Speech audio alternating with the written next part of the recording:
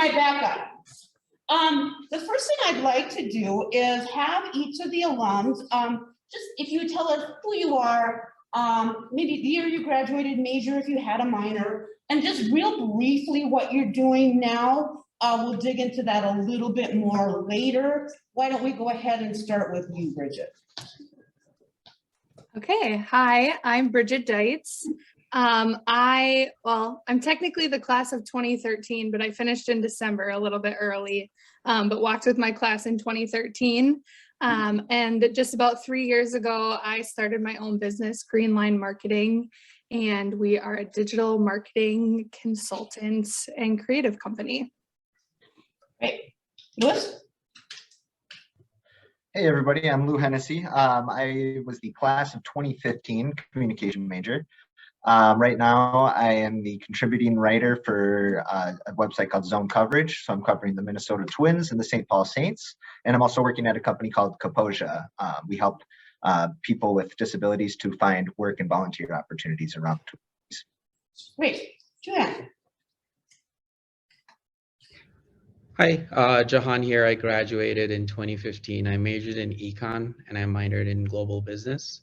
I've been working at Ameriprise Financial for a little over 4 years right now, and I've been in the digital analytics space. So kind of similar to what Bridget was talking about, more on the digital side, but I kind of focus more on doing like a lot of the online tracking of, you know, who's going to what website, who's using mobile apps, and a lot of the online behavioral aspect of it is what I kind of manage. Excellent. Logan? I'm Logan Pedersen. I was a 2017 communications grad, and I'm currently the fulfillment and logistics manager for Love Your Melon. So I oversee our warehouse and shipping orders to customers, and also work with all of our shipping partners to make sure that we can get the products to the customers when we need them. Great. And Anna? Hi there, I'm Anna Hushin, 2011 grad. I majored in communications and Spanish. And I'm currently a writer at 3M. I work in the healthcare division for the Global Marketing Center. Great, great. Where I'd like to start is just if you could each tell us a little bit about, you know, how you got to where you are, the path that you took, because I think a lot of times students feel like they should be taking this nice straight path and they should know exactly what they're going to be. And of course, it is a jagged trail. So if somebody would just like to go ahead and start, that'd be great.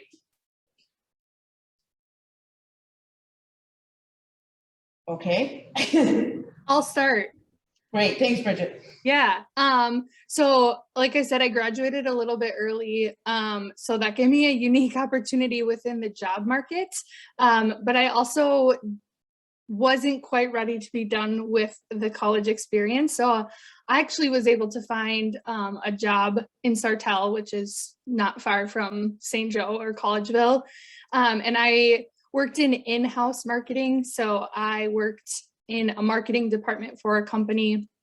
It was a marketing department of 3 people, and I'm gonna age myself or date myself, but I was their first social media marketer. So I started their social media platforms and started their blog, which is a really big deal in 2012. Not everyone had them. And so I did that for a few years. And then I decided that in-house marketing wasn't quite fast-paced enough for me. I was looking for just a little bit more chaos in my day, I guess, more creativity and things moving.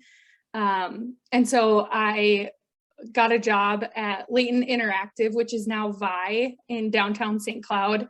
And they're a digital marketing agency, and I worked there for 5 years. And I really liked the variety of clients and the fast pace, like I said, the creativity, the people I worked with, designers, writers, videographers, all the above. And I did a lot of the client strategy work.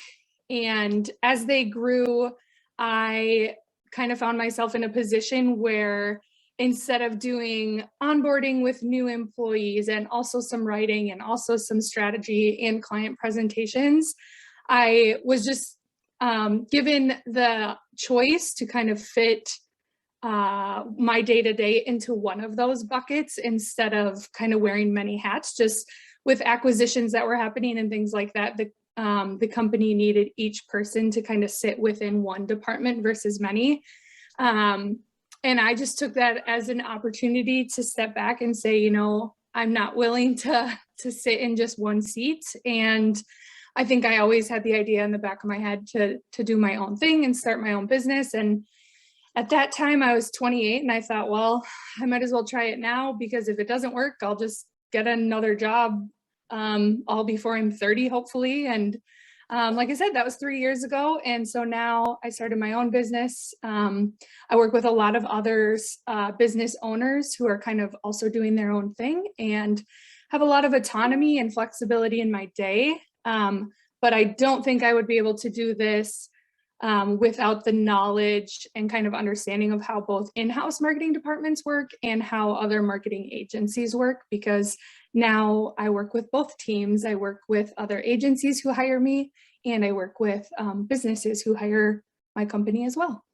Great, thank you. And those of you who are interested in entrepreneurial ventures, who have been taking some of the entrepreneur classes, Bridget is, to me, that sounds very quintessential. That love of chaos and maybe not quite knowing what the day is going to look like. That is the entrepreneurial spirit in a nutshell right there. Great. Juhar, you come from more of the economics business background. If you want to share a little bit, we have plenty of global business majors in here. Yep.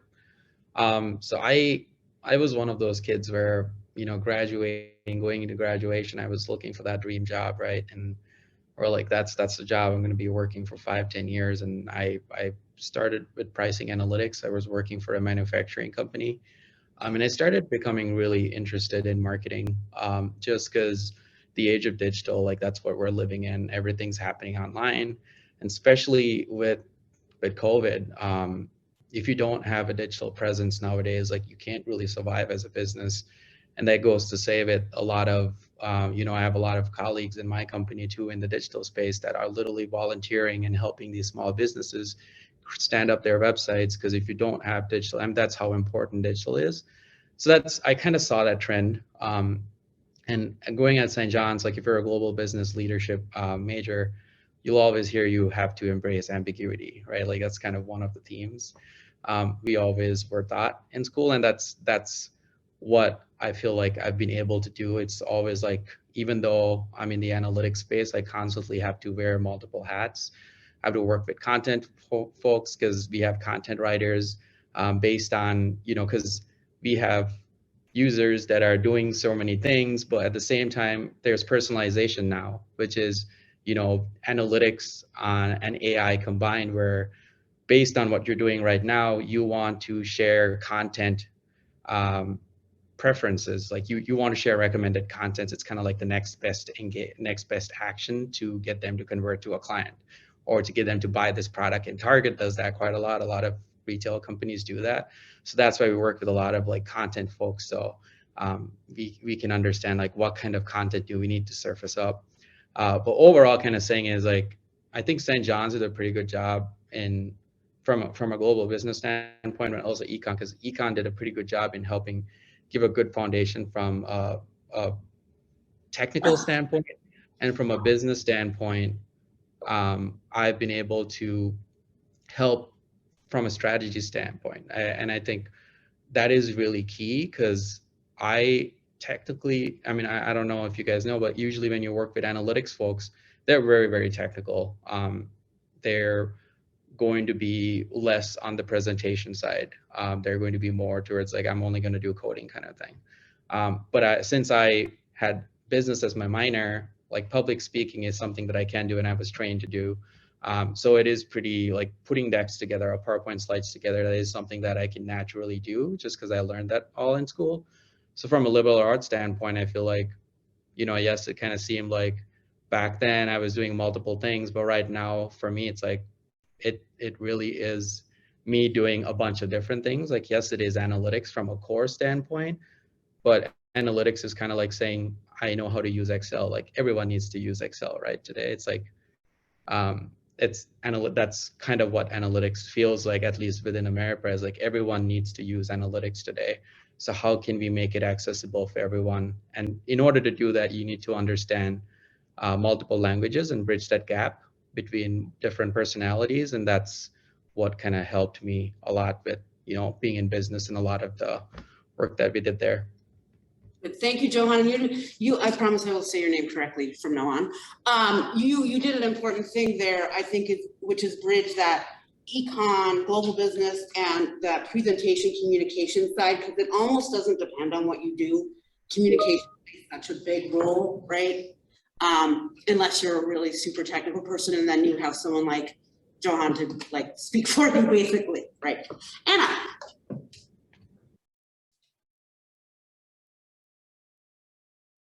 Mic is off. There we go. There we go. Yeah, I'll just kind of echo what Bridget and Johan said. My path was definitely nonlinear. So I've worked in 3 environments: startup, Fortune 500, and agency. So I've definitely gotten a taste of all 3. I started my career at a startup. It was called Warm Health. And basically we partnered with healthcare companies to send communications to their members. And then from there, I went to Stone Arch Creative, which is a healthcare agency based here in the Twin Cities. And then to 3M Healthcare. And it's funny because I never really imagined working in healthcare. Like, I didn't set out to be in that industry, but I feel like what's really cool about the work that I'm doing is that it aligns with, Benedictine values. And I guess for me, what was really striking about going to St. Ben's was just like the sentiment I got that a lot of people were do-gooders, and a lot of people cared about, doing purpose-driven work. And so that's kind of been a happy consequence of the space that I find myself in. I feel really connected to the work that I'm doing. And so I'll just give an example. Recently, I worked on a story about, it's called Get to Yes. So what happened within the 3M healthcare space is they were looking at how can we match like our internal capabilities with the external realities that are happening in our world right now. And so they discovered that, there's a lot of marginalized Minnesotans who don't have access to critical dental care. And so they worked with our government affairs and they worked with people within our oral care division to work on policy.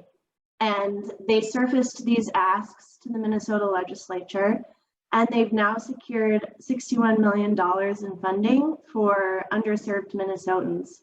So about, I don't want to speak out of turn here, but I think it's something like, 15 million more Minnesotans or something will get access to dental care. And so being able to cover stories like that and see how the work that we're doing as a company kind of matches up with what's happening culturally and out in the world is really meaningful to me. And I just feel like St. Ben's really primed me for that and helps me look at my work through that lens, if that makes sense. And when you talk about recording and writing the stories, where then they get published? Because some of our students are just learning about some of the, the things that communication people do. Yeah. So our stories, and it's funny, I didn't really know that brand journalism was a thing before I, started my career. But a lot of companies, if they want to be relevant, are realizing or, have realized you need to have a brand, you need to stand behind something and you need to let people know what you stand for. And so we have on our 3M Healthcare site, we have what's called 3M Healthcare Today. And so it's just this like content hub, this repository where we have all of these stories and we share them on our social channels. And then we also use them like as an employee engagement tool. So if you are a 3Mer, you know, you can share these stories on your social channels to let people know like what we're up to. So it lives on the 3M Healthcare site. And then we also like leverage storytelling like internally in order to get our employees excited about what we're up to and what we're doing. Thank you. And so Lou, how did you go from being a Johnny in school to doing what you're doing now with the Twins and the Saints? Yeah, sure. So, I left after I graduated in 2015. I had, some pretty key passions, that being covering baseball or working in baseball. I had a lot of goals for myself and just a lot of cool skills that I had learned in school, but not necessarily the step-by-step directions on how to put it all together. So in the years since then, I tried to really emphasize keeping my hands in my passions. So still, trying to work in baseball, but also broadening my horizons to see what else I can do. And that led me to looking at the Minnesota Council of Nonprofits job board. That's how I got involved with Kaposia. So I'm kind of doing two things at once here. I'm working with my job at Kaposia as well as keeping my hands in my passions with writing for Zone Coverage. Okay, great. And actually Lou worked with me a little bit when he was in college. He did some work with the Abbey. You did a blog, right? Kind of a storytelling kind of a blog. Yes, I did. For my last year there. Mm-hmm. So what we'll do is we'll talk to Logan and we're gonna come back around and talk a little bit more about some of the skills and things that they learned here that they took with them that you can all maybe apply to your rest of your college career. Logan, Love Your Melon. How many of you have a Love Your Melon hat? Lots of you. Yeah, quite a few. Yeah, so I mean, I'll kind of start by echoing what everyone else said. Like, if you would have talked to me, 4.5 years ago when I graduated, at what all I would have done in the next 4 years, I never would have guessed this. So I started out, I graduated as a communication major in college. I did JEC concerts and had a big interest in music, and I had an internship down in Nashville in the music industry one summer. So when I graduated, I was kind of doing some freelance work for some music artists, helping with their social media and doing public relations stuff. But I pretty quickly learned that it's a very hard industry to get into because there's so many people that want to get into it and so few jobs. So eventually found a job at Love Your Melon. I started out as a customer service manager. So I was one of two people on the whole customer service team. We're a very seasonal business. So starting in the middle of summer was really good. So it was slow and I could kind of learn how the business worked. So the first 6 months just kind of learned how everything worked. We prepped for our busy season, which is right about now when it gets cold. Did that for about 1.5 years. And throughout the whole time I was there, I mean, one thing I always like doing is just constantly learning. Like, I love class. I'm so jealous that all of you still get to learn new things like this. But I taught myself like how to use spreadsheets. I didn't touch a spreadsheet once in college as a comm major. It might sound crazy, but so I kind of taught myself how to do a lot of basic spreadsheet stuff and do some reporting and some analytics. And while I was in customer service, and that kind of helped me get into the more warehousing side of our business and working on some projections and stuff like that. So once those skills got there, I actually got moved over to our logistics team. So now for the past 2.5 years, I've overseen our warehouse, which is down in Chicago, and then also work with all of our vendors across the country. And then I work with like FedEx and DHL and UPS on our annual contracts and forecasting and projections. So it's really been all over the board, but my biggest advice would just be like, never try and stop learn, like keep trying to do new things, and you never know where you're going to end up, but that's all I got. Okay, great. By the way, any of you out there, when you're ready to ask a question, just raise your hand and I'll try. One of us will get you. One of the things that I think, and correct me if I'm wrong, students, they would really like to know is, here they are in college right now. What would you recommend to them as far as just preparing themselves to go out there in the professional world? Classes, of course, right? What else? Or what, what kinds of classes, or just what else helped you? What else do you think would be helpful for them to stand out a little bit when they are interviewing for internships and jobs? Yeah, I can start on that one. I mean, definitely get involved. Like, there's so many different clubs and activities that you can get involved with at CSBSGU, and you learn something different from every single one. Like, whether it's intramurals or your student on campus job, or you're studying abroad, or you're involved with a club or something like that, you're going to learn so many things that you might not feel like, you know, you're learning at the moment. But when I look back at those things, you know, 5-6 years ago, 100% just it helps you become a more well-rounded person and just adapt to things. One piece of advice I would say, especially in the interview process, is depending on the company you're at, like, utilize your connections. Like, if there's a Johnny or a Benny who's at the company in a similar position that you're talking to, find them on LinkedIn, shoot them a message, and just ask for advice. Say, hey, I just applied for this job, you know, would love if you could, you know, let the hiring manager know. For my job, I actually ended up texting a high school friend who I wasn't super close to, but I knew she was involved as a Love Your Melon campus crew, so sort of a volunteer in college, and just asked if she knew anyone at Love Your Melon headquarters, because it's a small local company with maybe 20 employees. Well, it turns out her cousin was the director of customer service, so she gave me his personal cell phone number. I texted him, and it got my resume looked at, and out of 1,000 applicants, I got the job.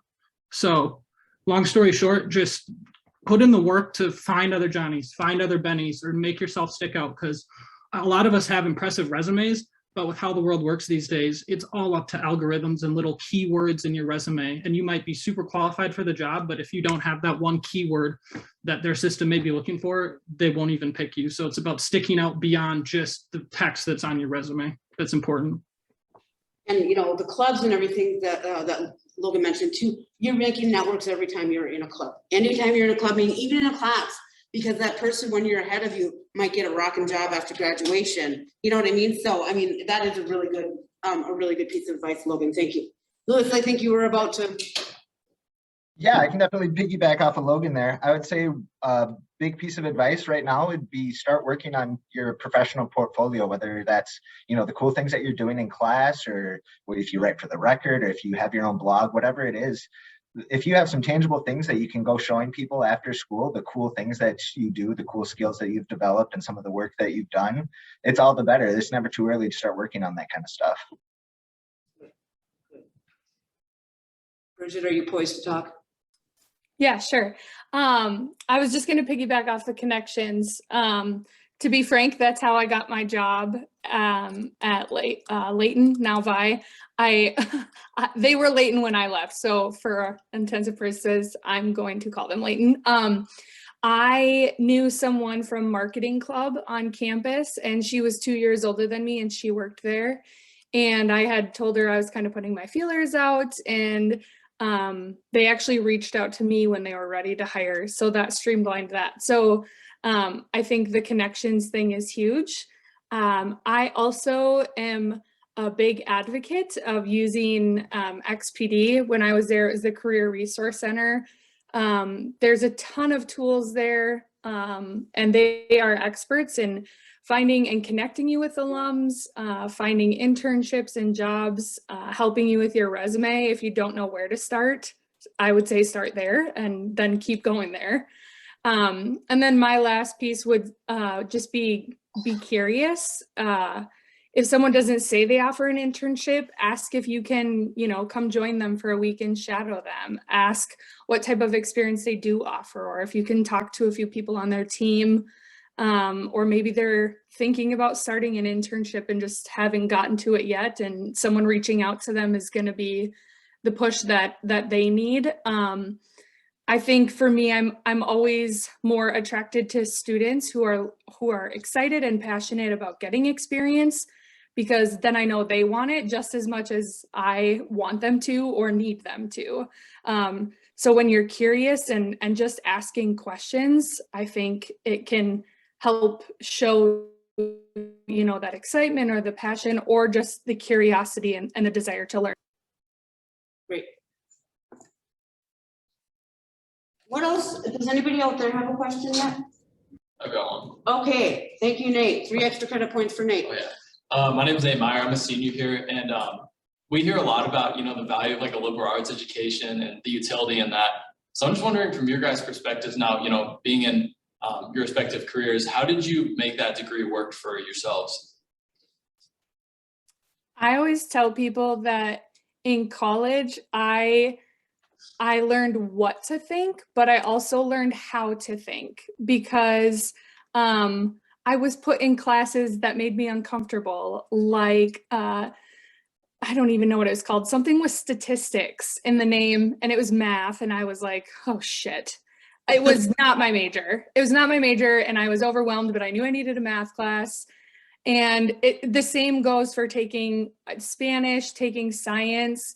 I knew how to write a paper and I knew how to do communication research, but I had to take that same like critical thinking, asking for help, studying and apply it to a variety of classes. And so people always joke with me like, I don't know how you know how to do this. And it's like, well, I think I just know how to problem solve and I know how to approach things with a more open mind.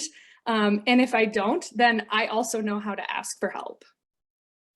Do you think work behavior helped you in that?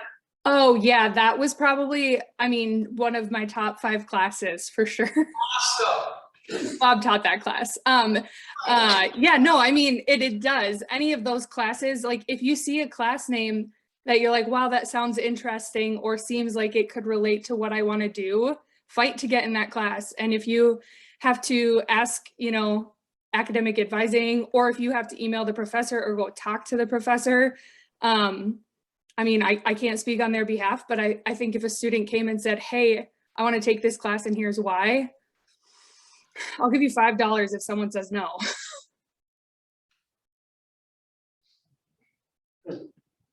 Anyone else have a question right now?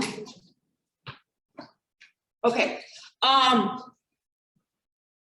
When you think about, kind of your current role right now, and some of your past roles too, what were some of the key skills that you had from college that you had developed here that you would recommend students think about as they kind of prepare for their launch into their career? The skills that you use day in, day out that you kind of honed here. I can go first for that one. I would say I like to think of, what we learned from this. This is probably kind of a follow-up on the previous question too. From a liberal arts perspective, something we really are taught at St. John's and St. Ben's is being a solutions consultant, right? Like problem solvers. That's what we do. We bring people together and we solve problems. And I feel like that is a kind of a key takeaway for me, at least personally, that I learned from college is we have people that come from, different parts of the state, their different interests. And also we are exposed to a bunch of different subjects. So we're not like specializing only on like, yes, you might be majoring in business or communications or whatever, but also you're exposed to so many different subjects. Some of you might have already studied abroad. So you get so many different experiences and you are exposed to a lot of different things and having to adapt. And what I've experienced for the 6 years since I graduated in the corporate environment is that things are constantly changing over here. What I envisioned as a career like 6 years ago today is totally different, just because technology keeps changing as well. So being able to adapt to all those changes is really key, and being comfortable with change is important. So it could be as simple as, hey, reaching out to a bunch of professionals through LinkedIn and staying in touch with them, just so you can, while you're in college and you're learning everything through school, you can try to find a way to apply something you're learning in school with what's going on out there. That actually helped me quite a bit. St. John's has, I'm pretty sure they still do that. They do a pretty good job connecting you with alums. I had a couple alums that I kept in touch my entire senior year, and that actually helped me get my job before this and the job at Ameriprise, and now I have even more connections because of those. Have continued to grow over time. So that's what I would say, I guess. Ooh, I'd say one of the biggest resources that CSBSJU has is their faculty. And a lot of the profs that I had, I loved speaking with them after class for 5-10 minutes, picking their brain a little bit, because a lot of them have worked in the field, in different fields besides just being profs too. So it's really great to really suck up as much as you can to them and hear what they have to say, because they've been there before too. Good. What about actual, I mean, the networking part, the taking advantage of your resources, what about like actual hands-on, like skills you developed in college that they just really boosted you? As a comm major, I heard often early on in my career that I had great writing skills. I was writing often and also leveraging things like the writing center on campus, but putting in the work and writing and applying edits and feedback, I would say writing. And then I took a public speaking course with Jules Lynch, somewhat just for fun, because she's fun and she was my FYS professor. But I learned a ton about public speaking and just how to present myself. And I would say writing and speaking, along with just working together, those group projects that some people sometimes curse or roll their eyes at because it's a group project. You have to work with other people in the real world. So figuring out how to do it and getting through it when it's not fun, and figuring out what worked well when it is fun and it's going great. Having those experiences. And even in the real world, people drop the ball sometimes on you and you end up doing the group project. Yep, it happens. Yep. Anna, were you gonna add to that? Oh yeah, I would just echo, like, in terms of tangible skills, definitely, writing, speaking, and then I was a Spanish major too, and I am part of the Latino Resource Network at 3M. So I mean, those skills come into play there. So definitely, there were like some hard skills that I took with me. And then in terms of soft skills, I really like what Logan said about cultivating curiosity. I think that just goes such a long way, because in every role that I've had, it is like, are you curious about what it is you're working on, and can you be like self-motivated to kind of take that to the next level? It's funny because I remember my first year advisor, he was my FYS professor. And he was like, Anna, you can just like major in Spanish and then take classes that interest you. Like, you don't have to be a double major. And I was like, this guy doesn't know what he's talking about. Like, I need to get a job. And I look back and I think like, oh my gosh, he was so right. Like, how dumb. Because I feel like, things that I learned like really contextualized what's happening now in our world. Like, I took Black History in America. I think that was the official title. Can't remember exactly. With Eric Putnam, and that class like changed my life. I mean, it really did. Like, it was almost like foreshadowing, and really like contextualized what's happening in our culture right now. I took Environmental Art and Architecture with Richard Bresnahan. And that really helped me like cultivate an appreciation for like sustainable design and how we think about like how our buildings can be environmental. And I am so grateful for that, because now I walk through the world and I walk through my work, thinking about, just taking that all in kind of, and like looking at how like my work is contextualized and how it like fits in with what's happening in the world. So yeah, I feel like that was kind of a long-winded answer, but I definitely got the hard skills that served me, but I also walked away with this like, curiosity, this insatiable curiosity, and like, I want to keep learning, and that I think will serve you well. Were you always curious? Yeah, Definitely. Yeah. I guess I would say like that's kind of a hallmark of my personality. And I feel like a liberal arts school is like the perfect place for somebody who like is curious and values like continued learning. Like I just can't think of a better place. And like I said, I wish I would have heeded his advice because like, just learning things even now in my job, is so exciting. And you just learn how to kind of be like on fire for whatever it is that you're taking in. So. Yeah, I'll jump in and just add, I really appreciate, at least being a communication major at St. John's and St. Ben's, that they really prepared me with the X's and O's, that, the technical writing skills, whether that was from Dana's media writing class or from other courses I took, as well as kind of the interpersonal skills that you need in a professional field of meeting somebody where they're at and learning how to speak, learning how to communicate with different kinds of people. And like I said, meeting people where they're at. And I thought that I got a good mix of that from St. John's and St. Ben's. Any other questions from our audience? Yay, Adam. Hi, I'm Adam. One question I have is like, we're told to do this and told to do that when we graduate. Like through your guys' experiences, what's like one thing you should like avoid, or like from learning from your mistakes, avoid to do or like not to do from the other side perspective? Good question.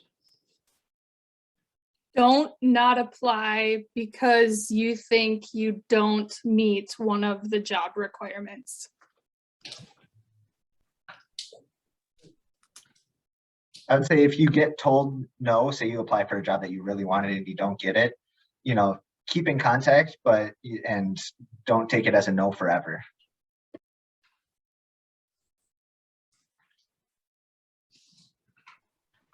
Yeah, I would echo that because that's definitely been, my experience. I wanted to work at Stone Arch and I applied and I didn't get the role. And so then it's kind of funny. And then I went to 3M as a contractor and I really liked it. And I was like, oh, actually, I want to be here full time. And I was connecting with a lot of people and just like having coffees and things like that. And my role didn't get converted to full time. And I saw that a position opened up at Stone Arch again. So I circled back a year later and was like, hello, it's me again. And they were like, yeah, we're ready for you. Like, come on board. And then fast forward 3 years, and a gal that I had met at 3M while I was contracting was like, hey, we're starting this new content group in the healthcare space. Like, I think you'd be a great fit. Do you want to meet my boss, who's my now boss, Jana? And so I would just say, I wish someone had told me, like, it sounds cliche, but like, trust the timing of your life. Like, things don't always align when you want them to, but if you are patient and you persist, like, opportunities will align when it's time. And I can say that now, like at the time I was like, why isn't this happening how I want it to happen? But looking back, I'm like, oh, that's perfect. Like, it couldn't have gone any other way because I needed those experiences to be ready for like each role. So yeah, I would say like, just persist, and like, no isn't no forever. It's just like no right now. Yep. And I would add, if you do have, if you do have an idea of which company you're going to apply for as well, like maybe speak to the career department. They probably have a database of where the alums are, which companies they work for. And if you can kind of get contact with some of them and try to get, even prepped for, let's say you do want to prep for some of those meetings, because sometimes you want to prepare to get an idea of what direction that company is heading, or what like just get some context so you can help articulate your thoughts in a certain way, because sometimes you feel so lost. Like, at least I remember when I was a senior, I was applying for at least 100 jobs, right? And it's like, it's overwhelming having to tailor your resume for 100 different companies. It's just it's really, really difficult. So I think having to pick favorites and being really aggressive about it, utilizing connections, because the CSB SJU network is really, really strong. The alum network is really strong. Like no matter where I go for any event, it could be US Bank, Best Buy, whatever it is, I always find Johnny's and Benny's out there. And it's really, really cool. And I think that is something that I wish I kind of used a little bit more when I was in college. I did still utilize it, but I wish I did use more, because it would have been nice, you know, for some summer internships or something, because I didn't really do any summer internships. But anyways, like that's something that I would probably recommend. So what, to put it in the don't do category, don't be shy and don't hesitate to tap into that network? Good. What have each of you learned through failure? That's where I was gonna go. I haven't failed, so I was just curious about from others' perspective. Oh, the fails, they hurt. I can start with that one. I mean, like everyone's mentioned before, like people drop the ball. Like we've all probably dropped the ball in our professional careers before too. It happens. Nobody's perfect. I think what you learn from it is just how it's kind of how you react from it too. A lot of people, you can either own up to it and be like, yeah, this is on me. You know, I'm sorry, I'm going to do better. And then you might work with some people who don't do anything or they act like it didn't happen. So just really, you know, own who you are. If you made a mistake, making a mistake, you know, work with the people around you to try and fix it and make it better. But then also like what I've learned from failures is just planning in my job. Like I have a plan A, a plan B, and a plan C for everything, so that if my plan A fails, I go to plan B. And if plan B fails, I have plan C. So that I've just learned to, when you have those backup plans, it makes it a lot harder to fail moving forward. So that's kind of what I learned in the first couple of years. But you will feel failure at some point, correct? Oh yeah. Yeah. I mean, I feel like a lot of us probably still feel it, you know, even in our mid-20s here. Or when you're north of your mid-20s and in your 30s. But if you haven't watched the video or you don't know who Simon Sinek is, he says it's not failing, it's falling. And what do you do when you fall? You get back up. And I think early on in my career, if something went wrong, I just like let it ruin me. And I was like, this is going to be a horrible week. Maybe it's a horrible month. And I think now I'm like, okay, I'll give myself the 5 minutes I need to be frustrated or sad or mad or whatever. But you have to keep moving. And I think, yeah, so I would say what I have learned is that everyone does it, but you have to keep going. Otherwise you won't learn anything from it. And a lot of times mine early on came from, and I spoke a little bit about this before, but I should have asked for help, or I should have asked the question that I had, that sort of thing. But don't not do something because you think you might fail. Otherwise, I wouldn't have started a business. I've actually been asked about my failures in job interviews too, and like, you're like, oh, I wasn't ready for that one. But you know, people want to know, how do you handle it? Because it's gonna happen. I've heard that in literally every single job interview I've ever had. It's been a question in every single interview. So the best thing you can do is to, like they've said before, is to show that you are capable of learning from your mistakes, and that you're not going to be someone who's going to blame others when something goes wrong, but you're going to be the one who figures out how to fix it. Any other questions? Yes. Hi, I'm Tatiana Caswell. I'm a junior GBUS major, and students often have this perspective, this unrealistic perspective of finding a job right after graduation, and feel discouraged when that doesn't happen and receive like multiple rejections. How long has it taken you all to receive that job after graduation, and how many rejections along the way? I can start with that one. I mean, yeah, there's so much pressure, you know, your spring semester to get a job before you graduate or right after you graduate. And like, just know that there's no one right path. I've had friends where it took them 6 months because they wanted to get into this certain job and they worked hard to get it. But for me, I got my job towards the end of June. So it was probably about a month and a half after. I mean, it was basically just full-time, looking for jobs and sending in resumes and cover letters for the following month, I would say I probably applied for 7 to 10 jobs, in various positions before I got this one at Love Your Melon. So just stay persistent, and, it's not failure. You're learning something, even if they say no. So.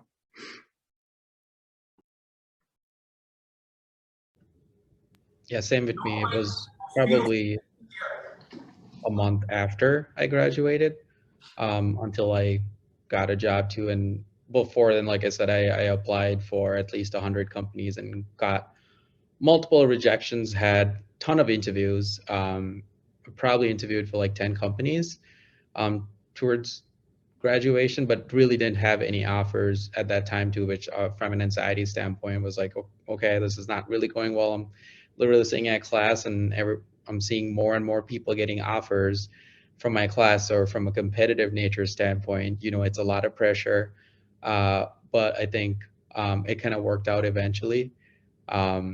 So yeah.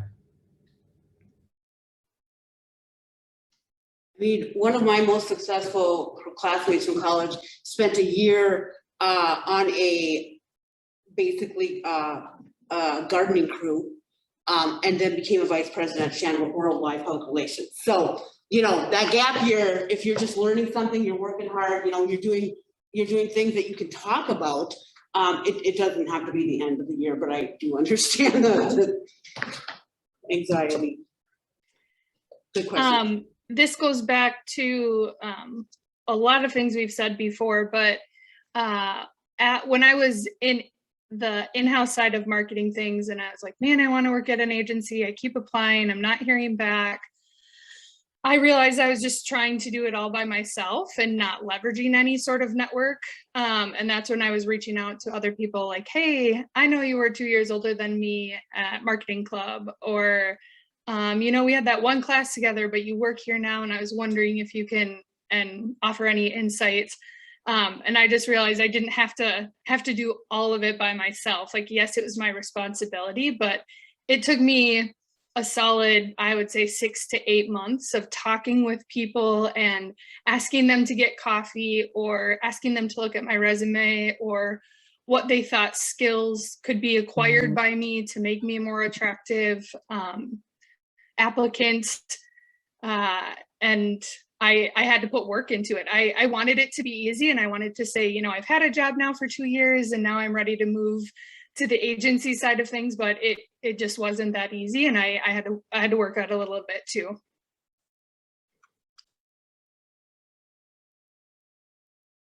Any other questions?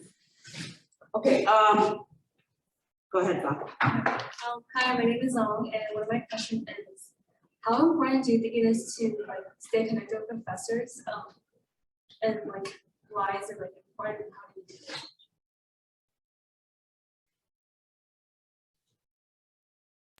Sorry, I had a little trouble hearing that. Would you mind repeating that? Yeah, so my question is, how important do you think it is to stay connected with professors, and just how do you just stay connected with them?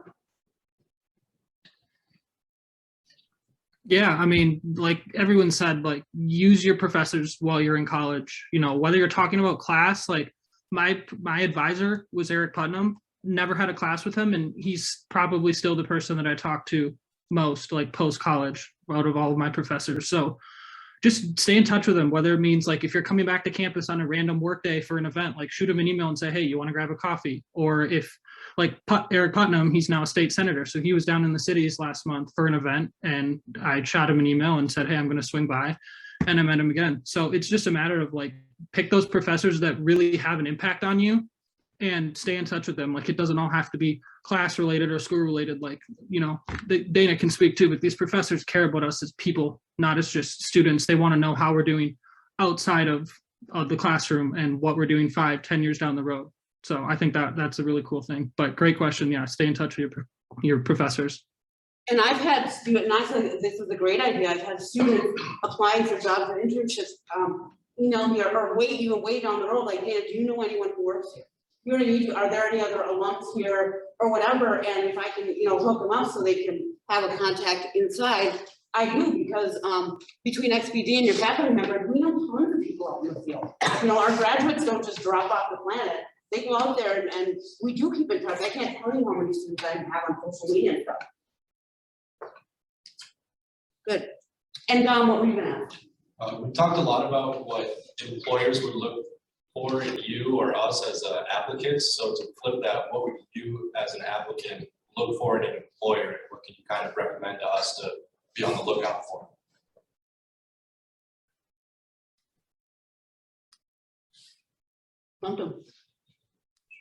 Flexibility. For me, that was really important. I was looking for jobs that were not near my family, and I wanted the ability to work from home, like my parents' house, or wherever life took me, if it was traveling or getting to see family. I know some jobs that's just not an option, and for some people that's not a priority, but for me it was. And reiterating that priority and finding employers who were understanding and flexible to that was important for me. And the others, I would say, look for companies who recognize their team. People who give shout outs, whether it's on social media or when you're there. Positivity is a good thing. Yeah, I'd say make sure, or at least for me, I always wanted to work with people who value their employees or value their team members as people before valuing them as just workers. Yeah, I mean, no, go ahead. I think a lot of it too is just like St. John St. Ben's, it molds us a certain way. Like if I were to interview 10 people and like, I didn't know where anyone was going to school, I could probably pick out if there were a couple Bennies or Johnnies in that interview, just because we all, we're people, we're very friendly, we're hardworking, and a lot of that sticks out in interviews. So just making sure that you come in, you're confident about what you do know. If they're asking you a question and or something about your resume and you're not as confident in it, like, again, own up to it, because I would much rather hire someone who's like, I've done this and this in Excel, but I'm watching YouTube videos and I'm learning this because I want to get better at it, than someone who just goes, yeah, I'm fully proficient. Like, you look out for the people who want to learn and are honest with what they have, and they're a go-getter. Right. I would just add to that fake it till you make it is not a thing. People know when you're faking it. Yep. And then when you do get an opportunity also to talk to HR, don't be afraid to be straightforward and ask them about benefits information. Ask them for documentation. That is something that, when I applied for jobs initially out of college, it kind of felt like they were doing me a favor. That's kind of like the mindset you'd go with. I think it's important to give yourself a lot of value, to be like, I really want to evaluate if this company is going to be a good fit for me. So try to get to the details of it and speak to HR, during the interview process or in the beginning, on, you're doing an evaluation too. It's not only them doing it. You want to make sure, like Bridget said, if it's going to fit your lifestyle. And you're going to have different priorities, right? That you're going to make sure that you have flexibility if that is something you want. From a benefit standpoint, if you're planning to have kids, you just got married, make sure they have childcare benefits and all that kind of stuff covered. Also, a lot of companies nowadays are starting to offer better retirement related stuff too. And for us, like, because we're so young, retirement related questions might be a lower priority. But that's that might be something that you might want to kind of dig in a little bit too, in terms of like, if a company offers a pension, for example, like that's a really nice thing to have versus not. But there's a multitude of things, and I think being able to make those decisions as opposed to just looking at that dollar value, I think is really important to kind of look at, because sometimes the dollar value doesn't really mean much from a salary standpoint if you don't really get a lot of the flexibility and all the other benefits that come with it. Okay, it is 12:25. We have students who need to catch a bus to get to or to get to another class. Johan, Lewis, Bridget, Anna, Logan, thank you so much for being here with us. time and your insights. Connect with me on LinkedIn if you want. Yep. Yeah. you. Same. Yeah, find them on LinkedIn, start that network.